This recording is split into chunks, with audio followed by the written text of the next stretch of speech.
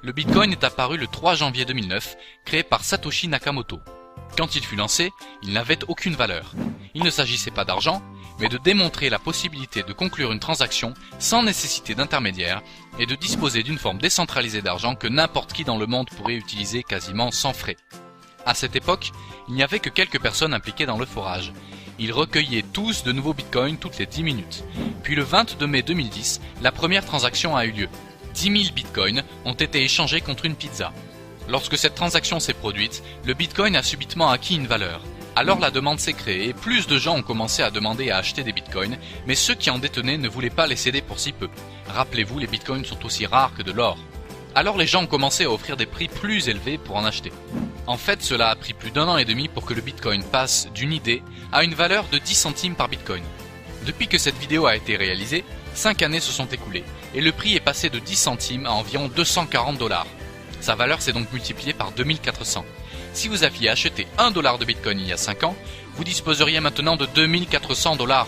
Si vous en aviez acheté pour 100 $, vous auriez maintenant 240 000 $. Dans le monde, au cours des 5 dernières années, Bitcoin a été à notre connaissance le meilleur investissement possible.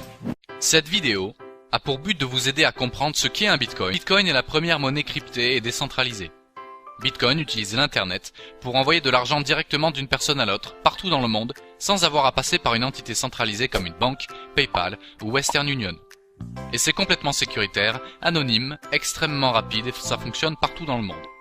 N'importe qui peut utiliser Bitcoin sans remplir de critères particuliers, pratiquement sans frais, sans rétrofacturation et sans frontières. C'est vraiment la devise du futur. Alors qui utilise et accepte Bitcoin? En fait, il y a des millions de personnes qui utilisent Bitcoin. Et vous pouvez utiliser Bitcoin pour acheter presque tout ce à quoi vous pouvez penser. Il y a des centaines de milliers d'entreprises qui acceptent les Bitcoins. Vous pouvez payer des billets d'avion, des chambres d'hôtel, des appareils électroniques, des voitures, du café et bien d'autres choses encore. Si vous pouvez y penser, nous pouvons vous garantir que vous pouvez l'acquérir à l'aide de Bitcoin. Un autre marché énorme que Bitcoin impacte est celui de la remise d'argent envoyée aux amis et aux familles d'un État à l'autre ou d'un pays à l'autre partout dans le monde. La plupart des gens ne réalisent pas qu'entre 600 milliards de dollars et 1 trillion de dollars sont transigés à travers le monde chaque année.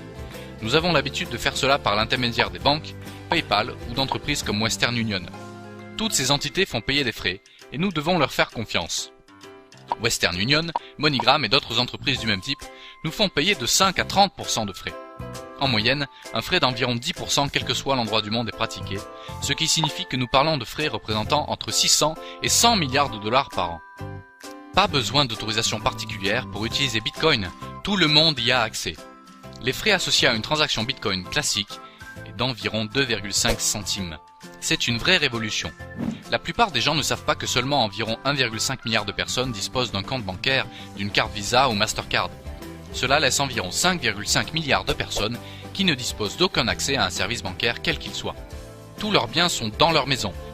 En cas de vol, d'incendie, d'inondation, de typhon ou toute autre catastrophe du genre, ils perdent tout. Et saviez-vous qu'il y a plus de gens dotés de téléphones portables avec Internet que de gens ayant l'eau courante et l'électricité dans leur maison? Toutes ces personnes n'ont aucun moyen de protéger leurs actifs et ils ne peuvent pas faire de commerce via Internet. Maintenant, ils le peuvent grâce à Bitcoin. Comme Bitcoin n'est pas détenu ou contrôlé par une personne, un gouvernement ou une entreprise, il n'y a aucune entité centrale qui alimente Bitcoin. Mais il faut pourtant quelque chose pour générer des bitcoins.